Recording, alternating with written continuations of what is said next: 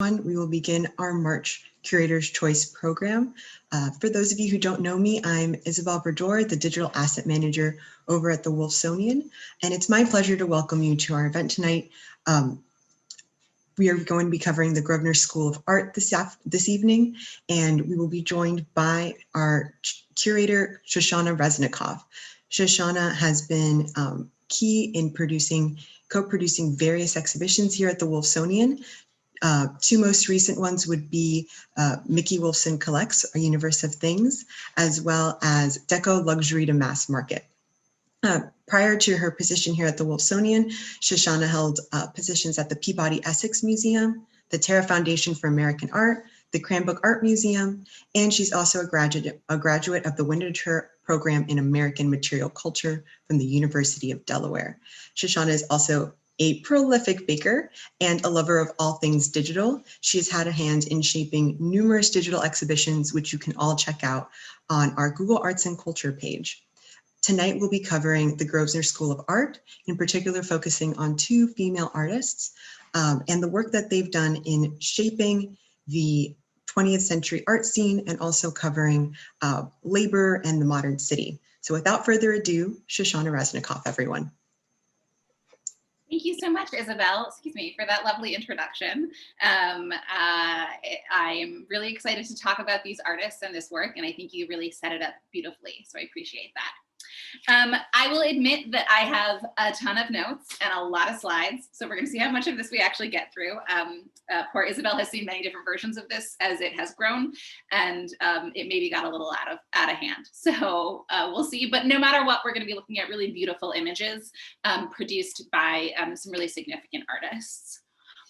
So as we discussed, or as Isabel mentioned, we're going to be talking about the Grosvenor School of Art in London, and specifically two artists, Sybil Andrews and Lille, who were really core artists in this circle of creators that took classes and were in and out of the Grosvenor School. Before we get into this, I should also say this is all happening within the interwar period in London, between World War I and World War II. Both of them have very long careers that far extend that period, but I'm really going to be focusing on that period specifically of their art because I think it's really formative. And it's also, frankly, what we have in the Wolfsonian collection. I also want to start off by saying that I'm particularly indebted to a few sources for this research. Much has been done and written about the Grosvenor School of Art and the printmaking sort of bonanza that it produced. Specifically, there's a publication, Rhythms of Modern Life, British Prints, 1914 to 1939, by Clifford Ackley, published by the MFA Boston as a companion to an exhibition that traveled and that we were actually lucky enough to host at the Wolfsonian in 2009. So if you saw that, some of these images will be familiar, but hopefully many of them will be new. Also Hannah Leeper, who's arguably the Sybil Andrews scholar, who recently curated an exhibition at the Glenbow Museum in Calgary, a sort of massive retrospective on her work. I really appreciated her insight on Sybil and definitely built on that. And then of course, if you are more interested in this work, besides looking at our online catalog to see these works, you can also check out the catalog raisonné of the Grosvenor School artists, which is Linocuts of the Machine Age, Claude Flight, and the Grosvenor School. So I just wanted to give credit where credit is due before we dive in. So the Grosvenor School is this short-lived but influential institution in London, and the artists who train there produce some really great work that really helps tell the story of printmaking in the interwar period in London. But this is a period from sort of 1925 when the school is founded until basically World War II, and we're actually going to start a little bit earlier with a movement called Vorticism. This is a movement that emerges in Britain in 1914, right before World War I breaks out. And it's an attempt by British artists to create a sort of uniquely British avant-garde. They are looking at the work coming out of Europe, German Expressionism, Futurism out of Italy, and they want to make something that matches that tone, that speaks to the now.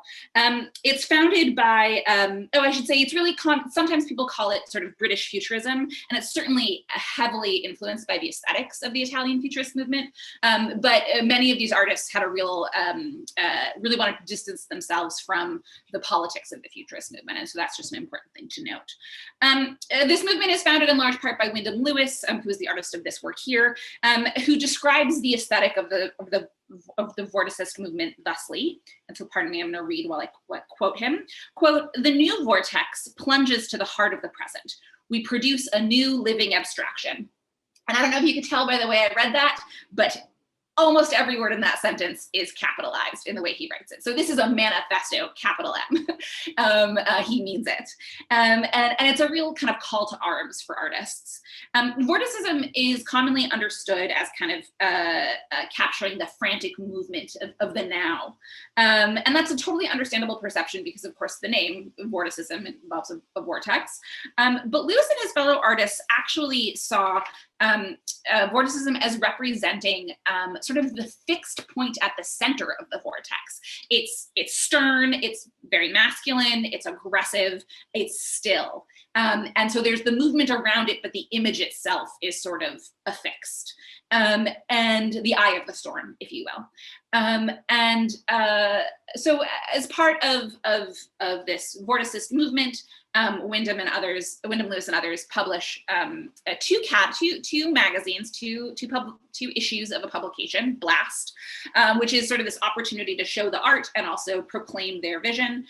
They are only able to publish two because almost immediately World War I breaks out. And World War I really kind of decimates the Vorticist movement. Many of the artists die in the war, and many of them who come back are really disillusioned with art in general, and certainly with this idea of a kind of aggressive, militant avant-garde. They've seen real militancy, they've seen real violence, they've seen death, they've killed, and they're done with that sort of thinking. And so they want what is described as sort of as part of a larger movement in Great Britain in this period as a return to order. And so that's really sort of in many ways kind of the end of Vorticism. But many artists are influenced by Vorticism and certainly are interested in some of the same ideas, which is namely a new art for a new age. And that becomes even more urgent after World War I, when it seems like the whole world has sort of been upended and remade. So this is an opportunity to make something new for the moment we are in. And that's really where the Grosvenor School of Art comes in. It's founded in 1925 by Ian McNabb.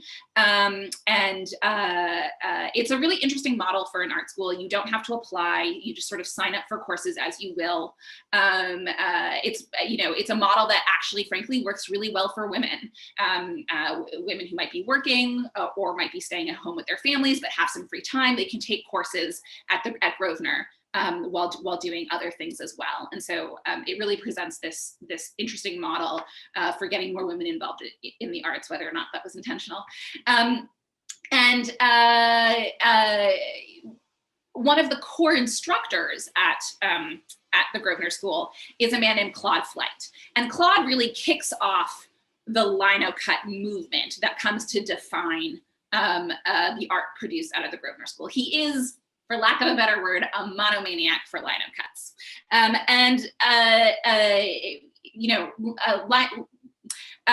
He champions them as a cure to what he saw as the alienated relationship between the public and the arts.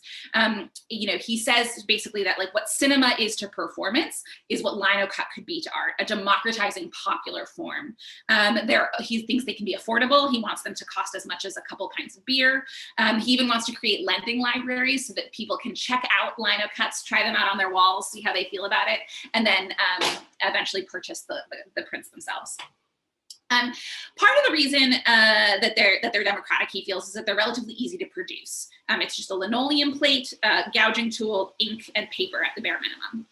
It's also a relatively new art form because linoleum itself is a relatively new material. It's sort of put into production in the late 1860s.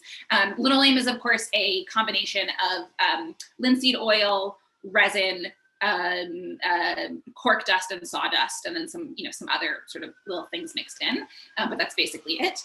And it is easy to produce. It's cheap. It's used for industrial uses and interiors and buildings, industrial buildings.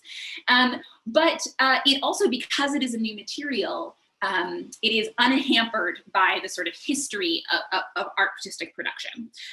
Claude Flight says about the Linocut, quote, "The Linocut artists are not hampered by any cult of technique, but have invented one of their own, which enables them to approach, because of necessity, of simplicity, unity, and harmony, nearer to the spirit of their age than is usually found in the works of older forms."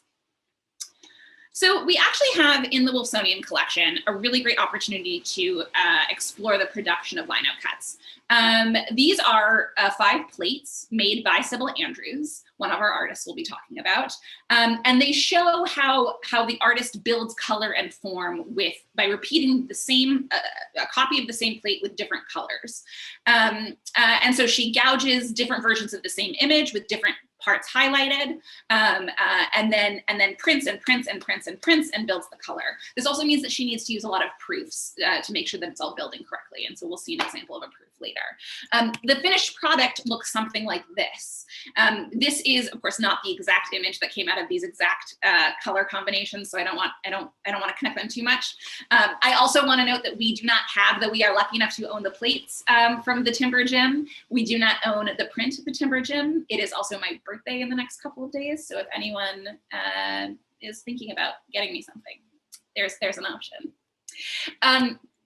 And so the ability of the Linocut, or rather the appeal of the Linocut, is not just its affordability, but also its ability to convey movement and line with a real economy of motion and of work.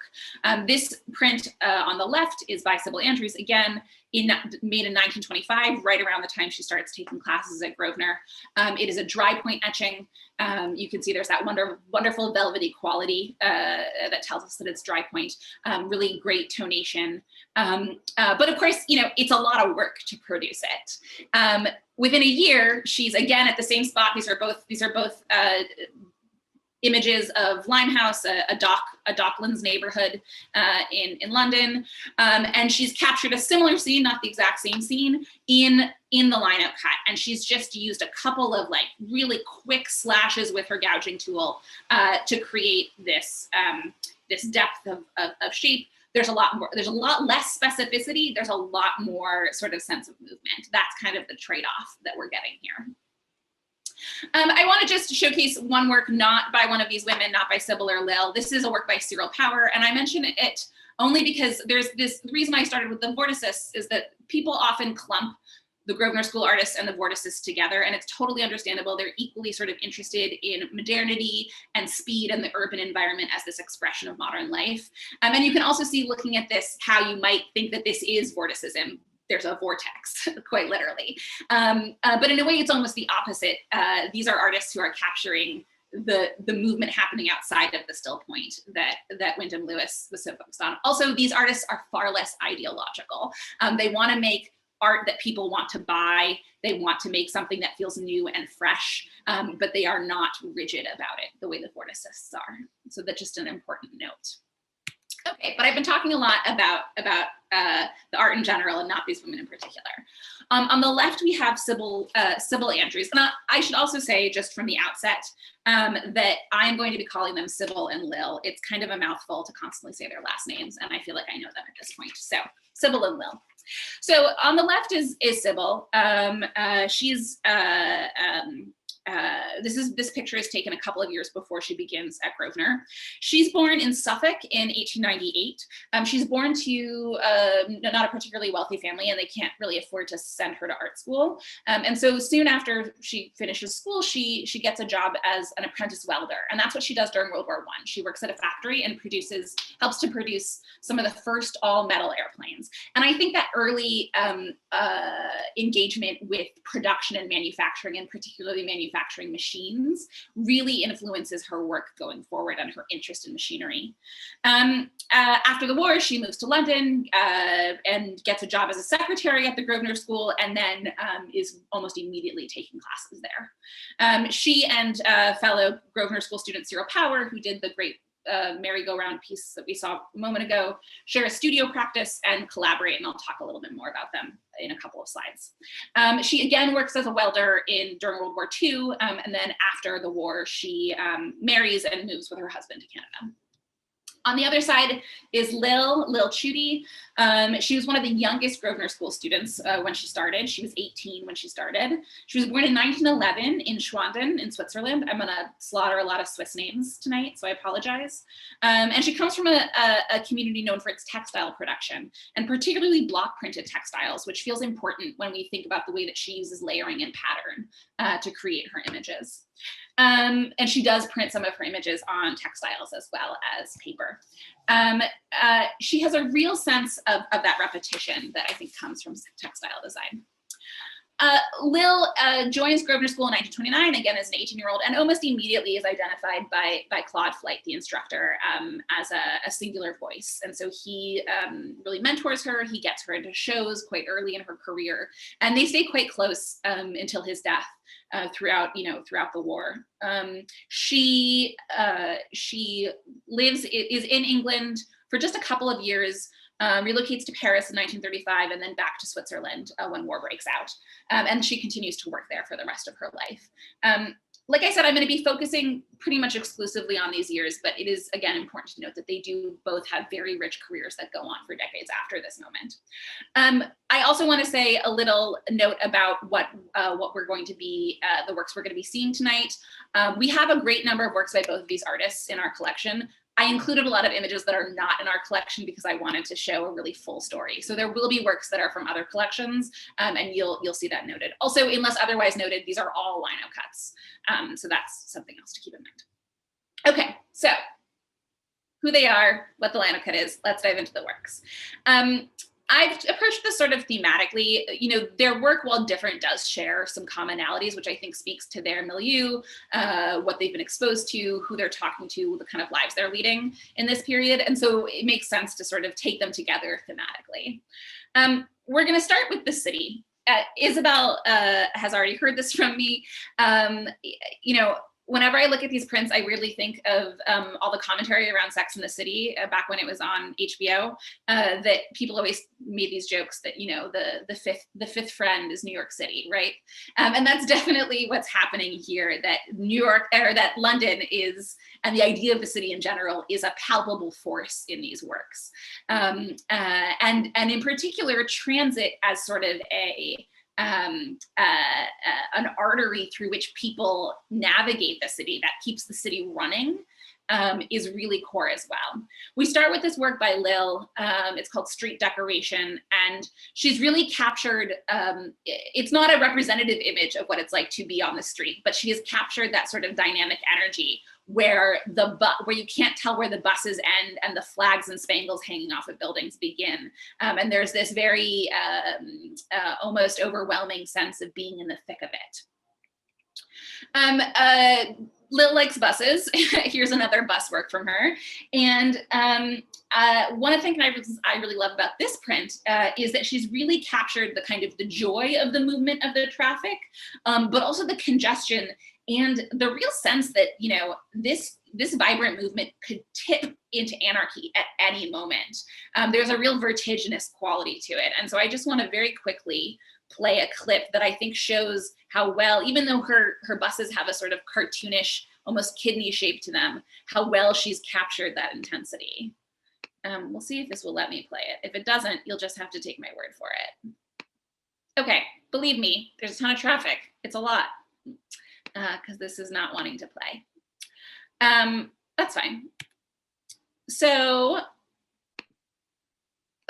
Sybil is interested in transportation as well. For her, it's really the tube that holds her attention. London is exploding in growth in this period. I should say Greater London, a lot of the growth is suburban. And so there are commuters going in and out of the suburbs, staying in the city late at night to go to concerts, and also people who live in the city kind of getting around to neighborhoods via the tube and buses. London transport, the tube is sort of, the very first trains are built in the 1860s, 70s, 1863. It's actually wooden carriages driven by steam locomotives, which is wild. And then it sort of grows exponentially through the 19th and beginning of the 20th century with electrification. After World War I rather, more lines are added and branches are connected, and the whole thing sort of, all the lines join together to form one entity in 1933 as the London Passenger Transport Board. Sybil is capturing the sort of the congested nature of the tube and how many people are using it in this print called Strap Hangers. What I love about it is that even though it's about the tube, it's actually really, she's conveyed it through the experiences of the people who ride it. And with just a real economy of line and really only 3 colors at work here, she's captured not just the packed interior of the train, but also with that wonderful kind of curve. She's captured the movement of the train car and the tunnel that it is going through, the sort of rounded tunnel and the curves it takes. And so like the train itself is not visible, the tunnel is not visible, but we know that they're there. We feel that all just in this one image. I compare it to this proof of the Tube Station by Cyril Power, again, her artistic partner and studio mate. Cyril Power was obsessed with the tube. We have tons of work by him in the collection that shows that.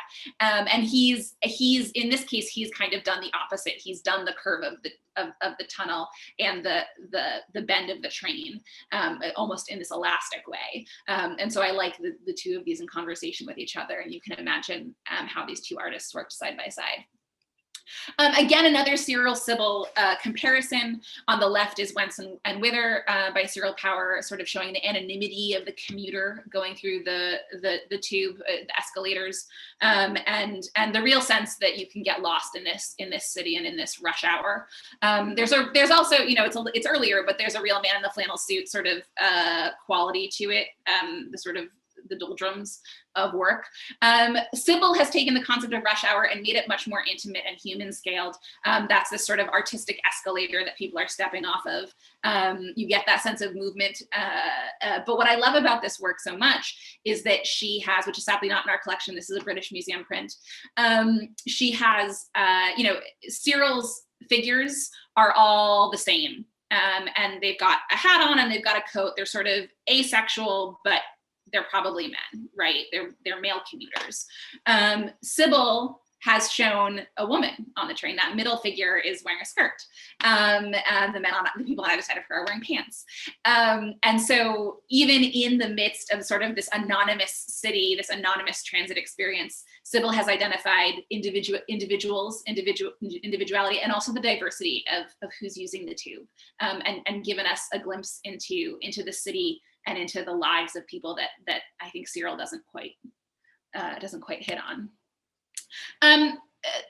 So this kind of quick motion in the linocut, the ability to sort of be fluid and fast and how you cut through it, is really great for conveying a lot of things, but particularly for conveying speed. And we see that in the transit images, we see that in the city images, but where that really comes out into its fullest kind of presence is in images of sport and sporting events.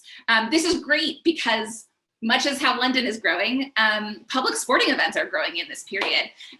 You have football becoming really the most popular sport in the UK. Horse racing is democratizing. As sort of the city expands out in the suburbs, you get arenas, racetracks. Also motorbike racing happens in this period. It's sort of the golden age of motorbike racing. All of this gymnastics, all of this is sort of perfectly timed for the linocut and for these artists. This is a little shooty work. Ice hockey players will come back to Lille and winter because that's important. But I want to start with this print by Sybil. She's captured, again, a motorbike race. It was an incredibly popular sport in the 30s in England.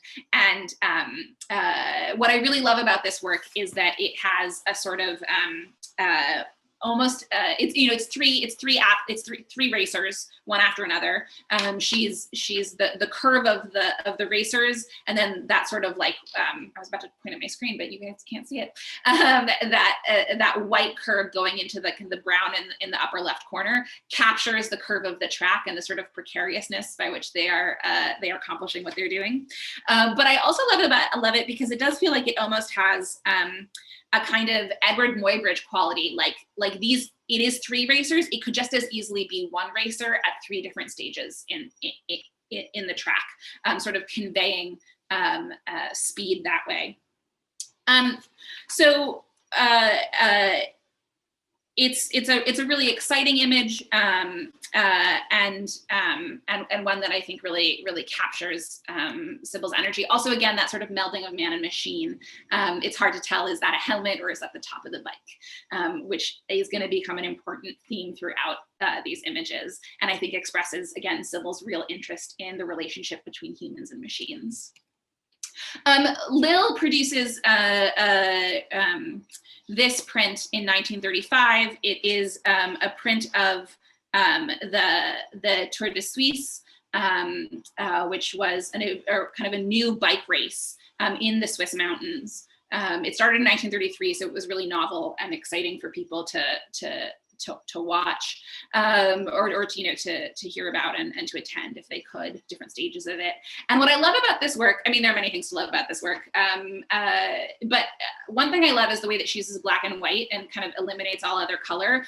Lille loves color, and so I think that's a really important decision that she's making, to forego that in favor of the stark contrast, which makes the sort of dizzying quality simultaneously more clear and also harder to follow.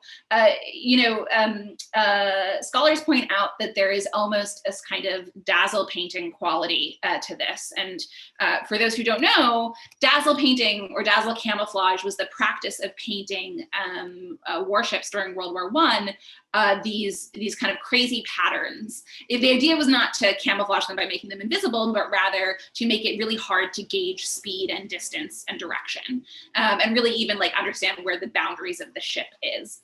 Interestingly, the head of the dazzle painting, the sort of department, or not the head, but like one of the sort of the leaders of the department in charge of painting, of overseeing the camouflaging of ships during World War I, was a Vorticist painter in his previous life, and then actually after the war incorporates dazzle painted ships into his artwork. So there's this wonderful little, it's a digression, but this wonderful little lead back to that practice.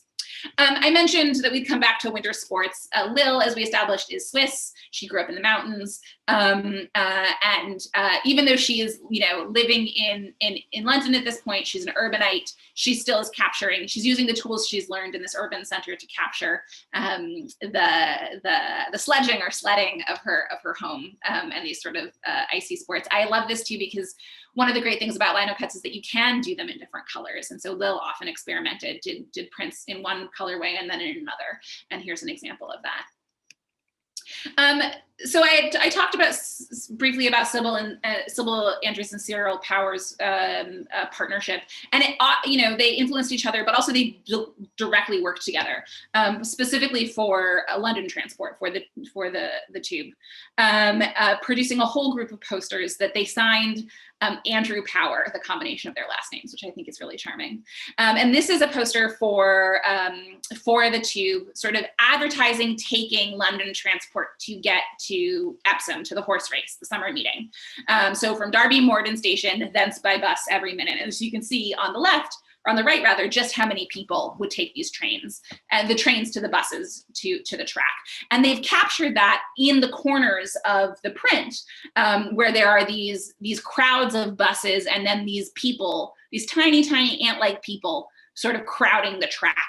And meanwhile, the horses themselves, the horse race, the jockeys and horses almost become just like stripes of color, taking that really dramatic turn. And so there's this sense of converging that gives you excitement and movement and anticipation, which of course makes you want to buy a tube ticket, a train ticket. The horses, I think, are especially exciting when we look at a print just by Sybil, Racing from 1934, that again takes the horses and the horse races and brings it really up close. And we can see that the horses are almost invisible, or they're just basically smears of color to denote speed, and the track itself has sort of converged onto the racers, and we've got the sort of the barriers also kind of curving with the speed of their movement. So it's really kind of electric. Football, as I mentioned, is one of the biggest sports in England and only growing bigger at this moment. So Sybil and Cyril work together on a series of posters. One of the things I love about these works is that they show how well you can take components of the linocut and replicate them in different ways. And so here, because of course they're printed on different plates. So here we have a poster, take a cheap return ticket, advertising going to a football match on the train. And there's that figure in sort of the background kicking an invisible ball. And then he appears again on an actual poster with a program telling you what the sort of run of the matches will be over the course of who's playing against whom where on Saturday the 7th of October. It also shows again that sort of flexibility of color.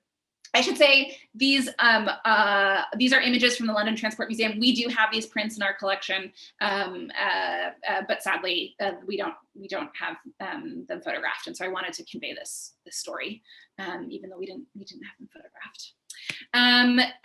It's hard to know with Sybil and Cyril who worked on what. I don't want to make any assumptions about that, but I do think that we can see in this football figure on the left a real relationship to her football players that we know Sybil did on the right. And one of the things that I particularly love about them is how physical they are, right? How muscular and almost machine-like they are. And particularly pay close attention to those kind of clenched fists, because the moment I saw them, I thought of our famously clenched fist Muscular Man, the wrestler from 1929 by Dudley Vale Talcott, very much our mascot, or as Mickey Wolfson, our founder, likes to say, a foreboding maitre d' when you enter the building. And he's an expression of almost like Italian futurism on American steroids, right? He's so muscular, and he's the melding of man and machine by an artist in the United States at around the same time as Sybil and Lille are exercising some of these same ideas in England and in Europe. Obviously, the city is growing. We've established that, right? And one of the things that's happening as the city grows and expands is that there are increased opportunities for entertainment. We have movie theaters, Hollywood and movies in general are becoming a big business. We have cabarets, we have nightclubs. And you think, we talk about the jazz age in the United States, same thing's happening in London. Sort of a dismantling of hierarchies and a sort of loosening up of the buttoned up nature to kind of enjoy yourself in the evening. And so certainly these artists who are young women in the city in this period are part and parcel of that. They are living it and they are documenting it in their artwork. This work by Lille Chudy, jazz band, I don't have much to say about it, except I find the color choices very perplexing. She only does this a couple of times that I've been able to see this sort of almost pastel and neon combination. So it's interesting. That's really all I have to say about that. Sybil is interested not just in the entertainment themselves, but the spaces that they take place in. In fact, I think she's almost more interested in the spaces they take place in. This work on the left, Concert Hall, which is in our collection, and then on the right, theater, both show how she kind of abstracts the interiors to such a degree that they become these incredibly modernist deco, almost empty palaces. And it's, are there people in there? Are there not? Are those heads? Are those the back of seats? I think in Concert Hall, they're heads. In theater, you could argue that they're the seats themselves. And so there's something kind of a little lonely about the work, but really compelling. Also, in both cases, she's done something interesting that she really only does at the beginning of her career, where she's actually dyed the paper, saturated the paper itself. Especially with theater, you can see that with that kind of that vibrant orange. It changes the color of the ink that gets printed on it, and it also creates this very oversaturated and almost hazy quality. She doesn't do it as much later in her career, but it's an interesting choice that I think adds to almost the dreamlike quality of the images. This is a preparatory drawing for Rumba Band 2 by Lille from 1936. Rumba, of course, gets very popular in the United States with after kind of the country begins engaging more with Cuba. Rum, the drink, and Rumba, the music and dance sort of become really important culturally, and that happens, it sort of slowly makes its way to England as well. And so by the 1920s, it's popular music in London. What I love about this is we have the preparatory drawing. I say we, it's not in our collection. And then there's the finished product, the print. And you can see how the gouache in the preparatory drawing has become this really firm red in the print itself. And the blocks of color, which are sort of washy and tentative in the drawing, have become really like present and vibrant and firm, and it gives a real physicality to the print that I think is really kind of exciting. We know different kinds of cultural events. It's not all nightclubs. There's also these kind of more culturally specific events. This poster on the left advertises the Aldershot Tattoo, which was a annual military event that you could get to by private bus hired by the London Transport, which is what this poster by Andrew Power, Sybil, and Cyril is telling us. You can imagine, all up to 500,000 people came to these annual events at their peak, and of course, all the branches of the military are also have representatives marching and parading, and so it's huge and it's intense, and the number of people is almost mind-boggling. And Sybil and Cyril have captured that with this kind of literal army of faceless soldiers kind of going on. There's no border to the poster, right? It just goes on indefinitely. What I love, though, is that in contrast with Lille's work, Lille has really taken us into the marching soldiers. She's put us right in the thick of the action, and so you have this almost like bird's eye view from Cyril and Sybil versus this very claustrophobic view from Lille. And then finally, another work from our collection, these waiters kind of clearing tables, serving people. One thing that I think is really great about both Sybil and Lille is that they are interested not just in the enjoyments of the city, but also the people and the enjoyments of this new age, but also the people who make it run and who keep it working. And so that's certainly what Lille has captured here, and is actually a really good segue into our next and final theme, which is labor. More than many of the men who come out of the Grosvenor School, Sybil and Lille are really interested in workers, in what it means to work and to build and to make with your body and with your hands, and the way in which workers sort of keep the city and the environment and the place that they live running. This is happening at the same time as there's sort of printmaking revolution happening in the United States.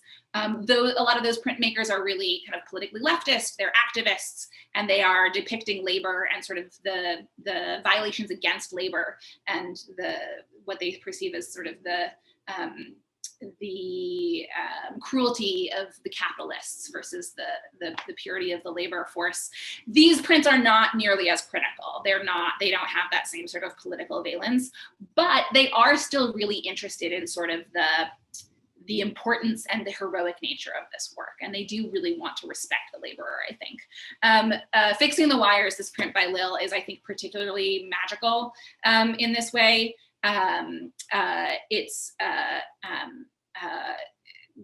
showing two workers sort of doing the work of making the city run quite literally with electricity. And there's a real, one of them seems to be going down. Their work is delicate, it's important, and it's very precarious. They could fall at any moment and it would be the end. There's also, you know, in Rhythms of Modern Life, the great publication accompanying the exhibition, one of the writers describes that there's even though this is such a precarious and important and scary work, there's a kind of a quality of music and rhythm to it as well, almost to the point where like the wires are like sheet music, and the indicators on the wires on the left are almost like musical notes. And so there's still this sense of vibrancy and movement, even too with the way that there is like the picture is almost off, like canted in a direction, to create those triangle shapes in the upper left corner, sort of emphasizes that balance of danger and also the rhythm of work. Lille is responsible for the work on the left, French porters. She spends a lot of time in France, and she's again showing the work that goes behind the tourism that she's participating in. There's also this real circular quality to her work when she's showing laborers. People are working together, even if it isn't happening immediately in the scene. The work of one person depends on the work of another, and you can almost read the image in a circle.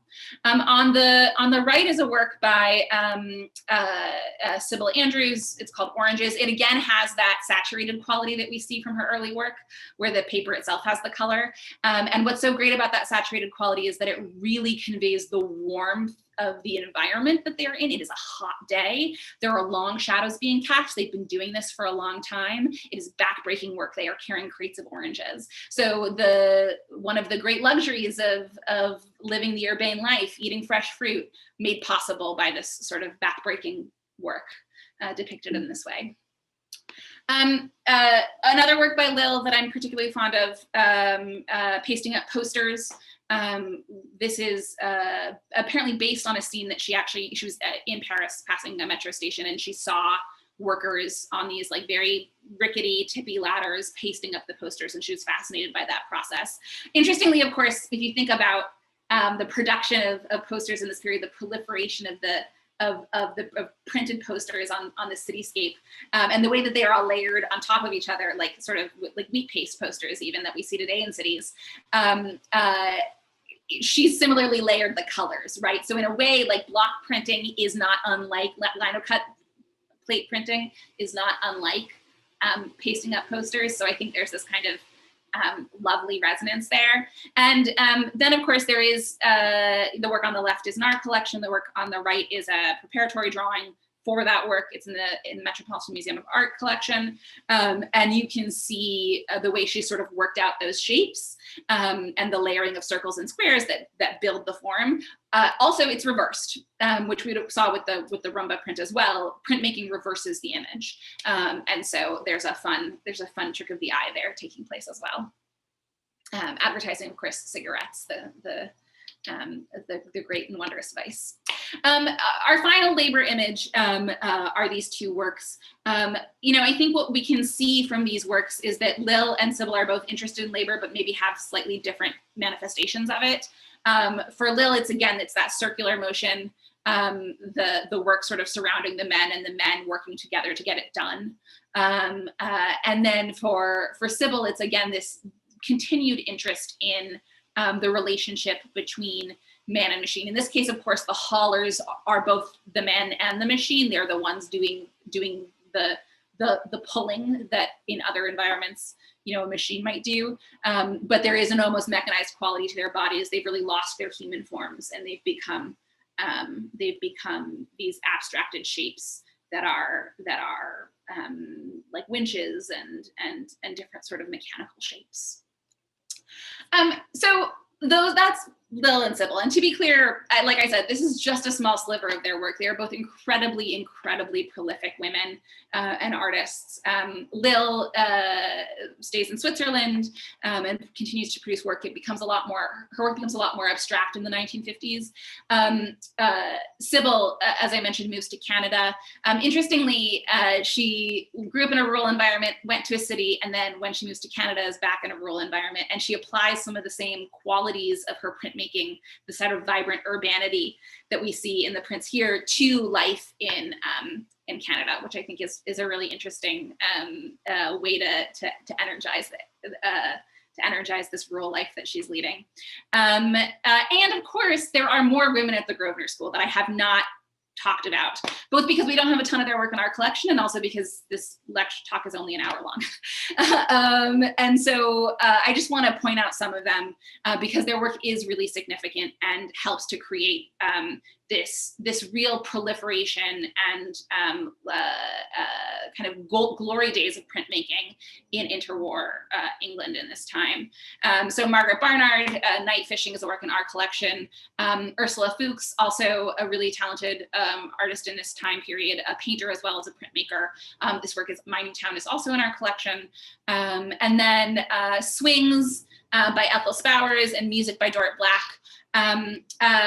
These are, again, just one work out of the many that all of these artists produced, but Ethel and Dorrit are particularly interesting as well. I mentioned that these artists, or that the Grosvenor School was great for women because of the way it was constructed. I mean, the way you could attend it sort of piecemeal. It was also great for people from out of town. If you were lived somewhere else but were going to be in London for 6 months or a year, your husband was moving for business, you were touring Europe for a year, you could kind of almost drop in on classes. And that's how there was actually a very strong Australian contingent at Grosvenor School. And Ethel and Dorrit were two of them. Dorrit is particularly important because she really championed the other artists, brought their work to Australia and created a real presence in Australia for the Grosvenor School artists. So much so, in fact, that the Art Gallery of New South Wales and the MGA in Victoria have really great collections of these artists. And so I guess I will just finish, and if we still have time for questions, because I know I've talked quite a bit, with a concluding thought, which is that you know, these are women who are living in the world, living in the city, living sort of what for their time period were progressive modern lives that their mothers couldn't have imagined living themselves. And they're taking the opportunity to document in a way that feels new and fresh this life that they are leading, which is itself sort of unprecedented. And so I think as we sort of consider the rest of Women's History Month, it's exciting to take that energy and consider, you know, who are the women in our past, our long past and our recent past, and even our now, who are doing that sort of work, and recognizing a new world around them and translating it into new art. And so I will stop sharing. Well, actually, no, I'll keep sharing so that people can just look at pretty pictures instead of my face. Thank you so much, Shoshana, for walking us through that lovely selection of prints. The prints you picked out really captured that dynamism and movement that you mentioned throughout your presentation, and it was just such a treat to have you take us through them. We're now going to move into the Q&A portion of the program. For those of you that have questions, please drop them either in the chat or in the Q&A function. I'll be monitoring both, and we can pose those questions to Shoshana. And actually, we do have one to get us started. And it kind of comes on the heels of what you were saying, Shoshana, about progressivism. I'll just go ahead and read it verbatim. I'm wondering what kind of recognition these artists got during their time. Also, how it compares to the critical reception of male Grosvenor printmakers. That's a great question. I will be honest, I don't know. I think it would be really interesting to do a kind of intensive study of critical documentation. I will say that both Sybil and Lille were called out regularly in by art critics in London and abroad for their sort of particular ability in this craft. Particularly actually sort of Sybil and Cyril have always been sort of grouped together, and often I do think that Cyril overshadows Sybil, except that routinely people do note that Sybil is a better executor of the linocut. She understands the material and the technique better. So much so, in fact, Cyril's quite a bit older than Sybil. He really teaches her about architecture. He was an architect before he was an artist. There's quite a large age gap between them. And so he kind of has this almost not paternal, but yeah, slightly paternal sort of role as an art instructor for her. She is the one who ultimately makes him a better linocut artist, and pretty much exclusively scholars were like, oh yeah, that's true. Having said that, I do think that Claude Flight, Cyril Power, these are the figures that sort of loom large over the Grosvenor School. Sybil is also often mentioned. And then sort of in descending order, I think the women sort of get shunted aside. Some of that is because they don't all continue practicing as artists professionally for really understandable reasons. If you're not being successful and you're a woman, it's not like you can fall back on your career as an architect, right? In this period, like Cyril might have been able to. Dorrit Black in particular she continues to have a career in Australia, but is regularly frustrated by the fact that she's not achieving the kind of success that she would like. So I don't think that their lives were easy by any stretch, but certainly Sybil and Lille in particular were both recognized as leaders among the men as well as the women. Excellent. And on the heels of that, we actually have another question. You mentioned a little bit about the paternalist instruction.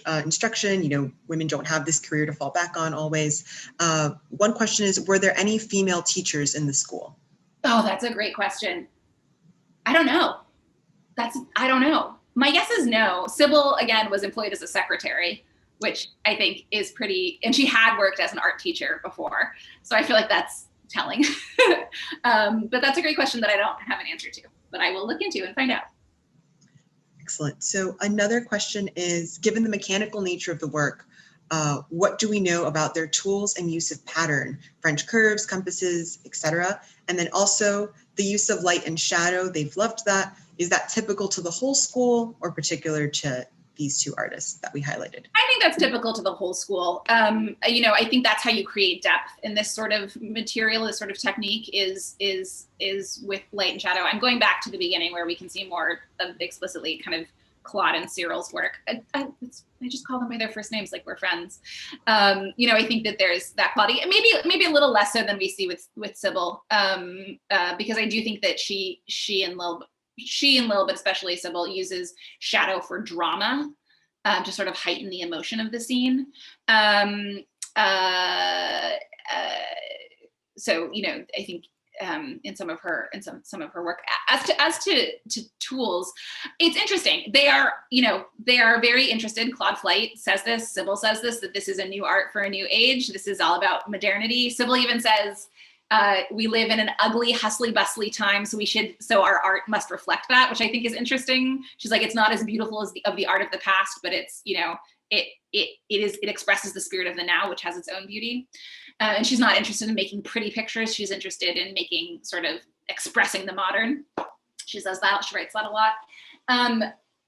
They are using very, and it's a new material, so it's devoid of the hangups of the past. They're using very traditional tools. This is like a very arts and crafts almost orientation to production, which also frankly is part of why it never gets truly affordable, right? Like you can't mass produce at the level you would need to make this to sell a print for the cost of a couple of pints of beer.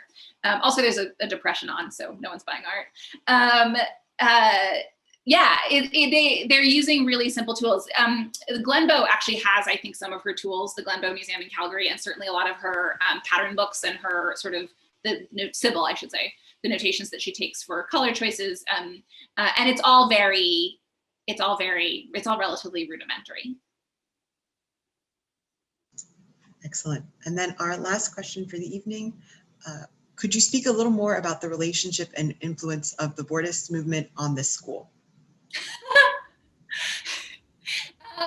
Can I speak more directly? That's That's a great question. My understanding is that Ian McNabb, I think, was familiar with the Vortices. There's, I think, some overlap, but they are kind of structurally or rather sort of ideologically very, very different. Again, the Vortices are very rigid and very sort of precise in what is acceptable and what is not acceptable. And like, there's, you know, it's again, it's ideological manifesto oriented art. There's good art and there's bad art.